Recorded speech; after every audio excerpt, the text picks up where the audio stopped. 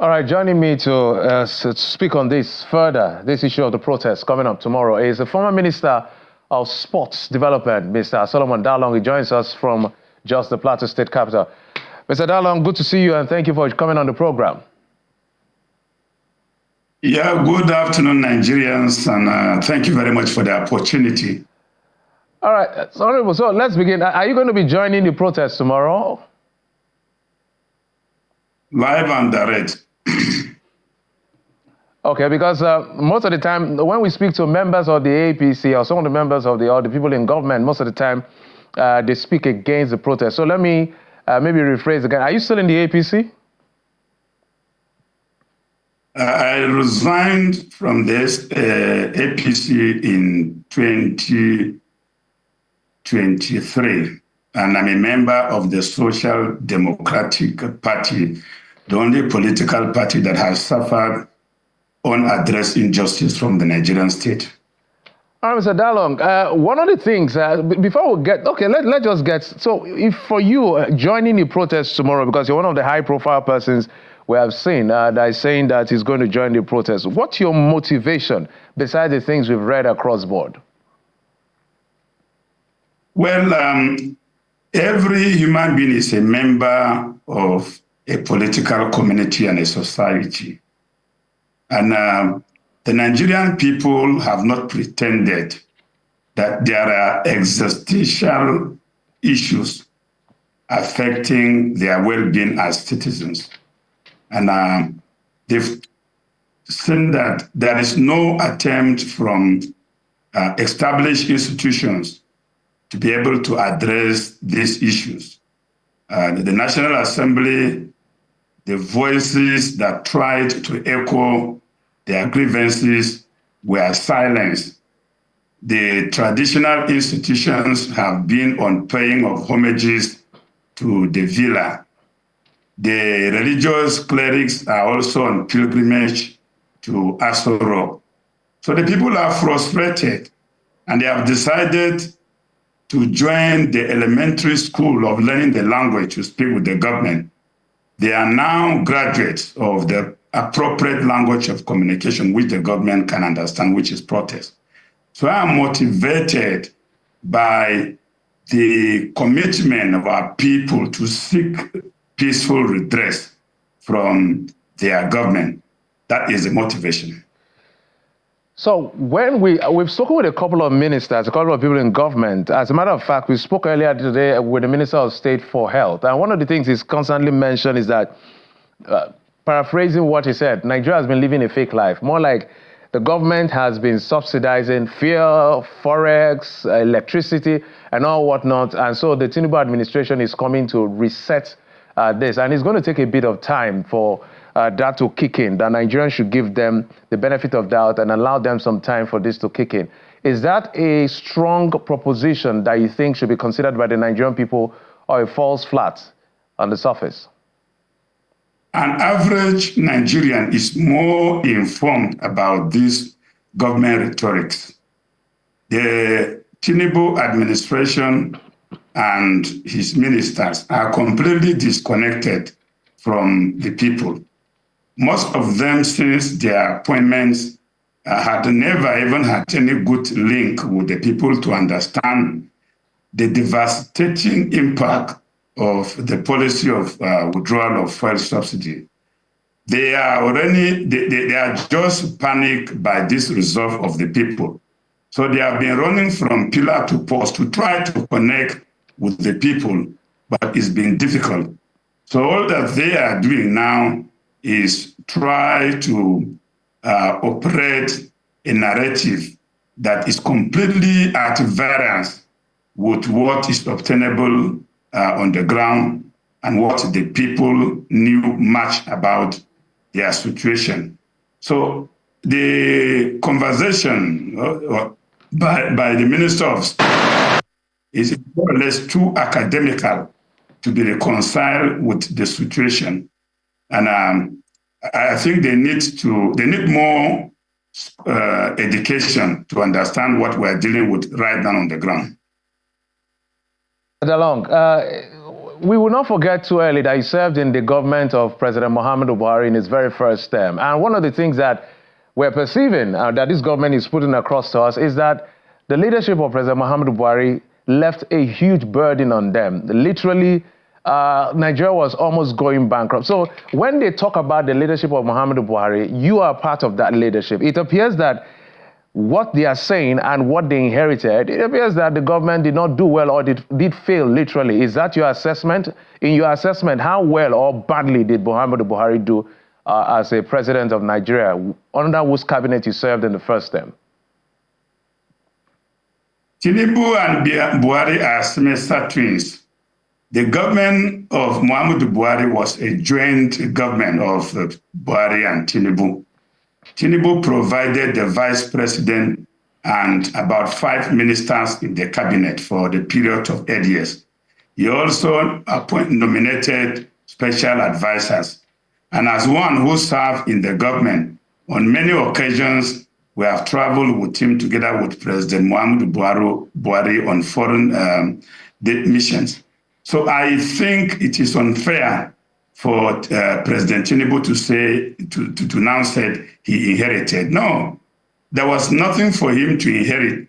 Whatever we are dealing with today was what they jointly with Muhammadu Buhari put in place. And from their arguments now, I am convinced that part of the advice they gave Buhari with those he nominated was to drive the country to this position so that they can find themselves in power and embark on blame game. But there is no distinction, clear distinction at all, between Buhari's 8 years government and Tinubu, because they shared the members of the government and they serve their interests in government.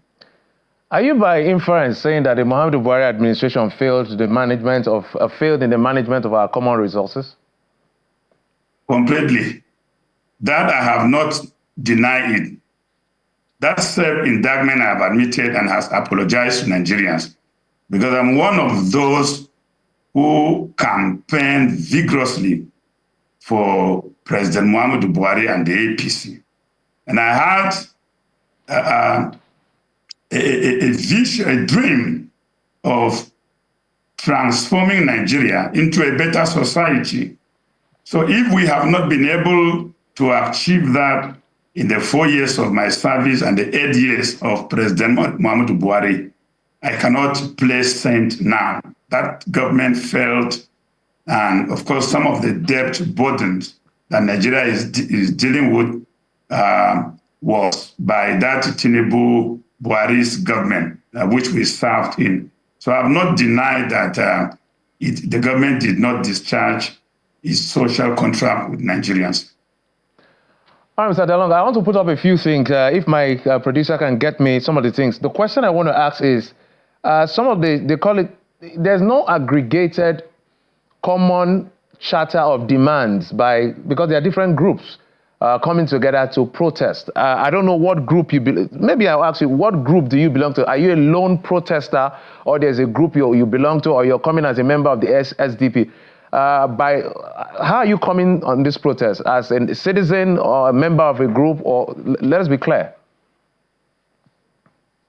Currently, I lead the various civil society, faith-based and community groups in the North that are participating in the protest. So it will be fair to refer to me as a leader of most of those groups that have identified with me. Would you also say, some people are alluding to the fact, especially the people in power, that this may border on anarchy, that people who have lost election are unhappy, and this is politically motivated. Is this, in your view, who has been a politician, or who is still a politician, a former minister who served barely a few years ago, do you see this as politically motivated? You know, it's unfortunate that those in government are demarketing our image as a country. Nigerians have great brains all over the world. So if such statements are coming officially from government, I mean, it's embarrassing to some of us. The issues raised by the people are very, very clear. Hunger, poverty, unemployment, injustice, insecurity, and impunity. Can they deny any of those things? Why have they not given the attention to address these things? People are dying every day, even in Jos, where I am. A man collapsed yesterday by the road and died. His pocket was searched, and prescriptions were soon in the pocket, which he has no money to afford. And he collapsed and died. These are realities. So why are you shifting the goalpost instead of dealing with the issue? So the government should kindly please stop embarrassing Nigerians. All right, Mr. Dalong, let's go to some of the demands. And I always like to ask this question. So if the government meets Mr. Solomon Dalong, who is a former minister, and say, what would you want us to do to shelve your plan to join the protest? But let me show you some of the things that the people call charter of demands. They say they want fuel subsidy reintroduced. They want a reverse in the hike in electricity tariff. If my producer can get me up on that screen so that everybody can see what I'm reading. End hardship and hunger, free all detained NSAS protesters, end hike in school fees, provide students with grants, not loan, place political office holders on minimum wage, reverse all anti-poor neoliberal policies, and fix old and build new refineries. So some of these things have been mentioned. But if there was a top 3 in your list that can, in the immediate term, the short term, that Mr. Dalong will want to see happen so that you can begin to advise your people to stay back at home and not join the protest or even cancel, what will it be? Well, let me begin by saying that I love Nigeria and I'm a patriot. And I wish this country continue in peace and develop. The first 3, which even by the meeting we had yesterday, the online meeting we had yesterday, that had over 117,000 people in attendance, we narrowed these issues to 3. That, if the government can address these 3, the protest can be suspended while we test the sincerity of government in implementing the 3, while other demands in the kitchen will come up later. And these are the reintroduction of subsidy, the also withdrawal of the hike in electricity tariffs, and the issue of insecurity.